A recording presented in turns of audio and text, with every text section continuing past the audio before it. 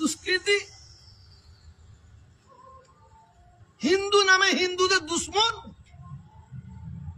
হিন্দুদের কলঙ্ক, মৌলবাদ জঙ্গি, তাকে ধরেছে, ধরে তার পরিচয়পত্র চাইছে, তার পাসপোর্ট চাইছে। কত বড় অমানুষ, কত বড় অমানুষ। তারপরে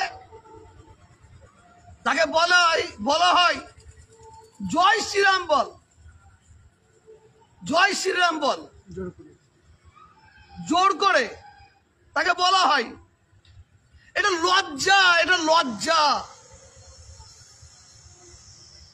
রামের কলঙ্ক এরা, এরা রামের দুশ্মন।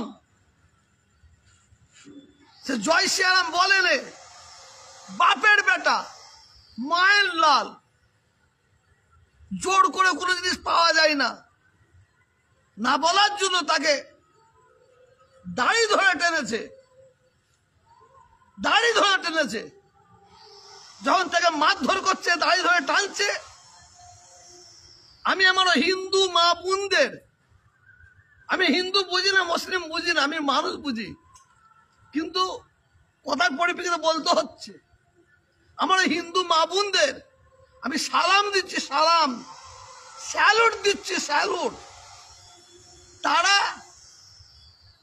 ওদের বারেবার নিষেধ করেছে, বারেবার অনুরোধ করেছে।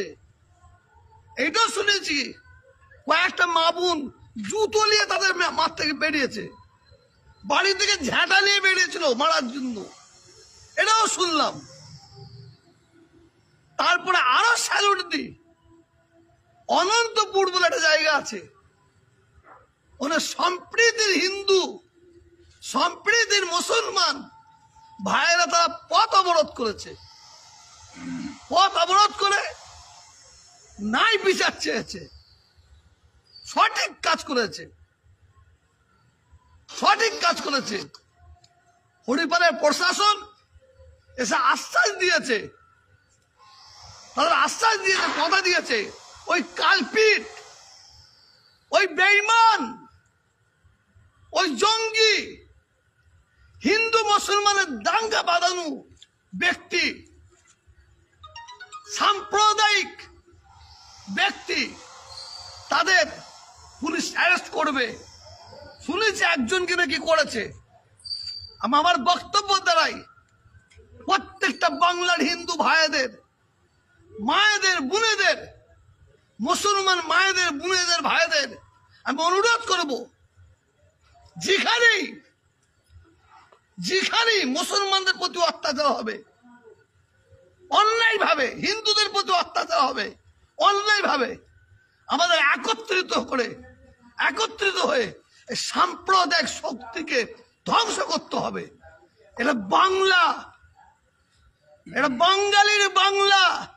এই বাংলায় সাম্প্রদায়িক আগুন কোন মতেই সম্প্রীতি, হিন্দু সম্প্রীতি, মুসলমান আমরা জ্বালতে দেবো না জীবন থাকতে। বাংলার মানুষকে শান্ত থাকার জন্য অনুরোধ করছি।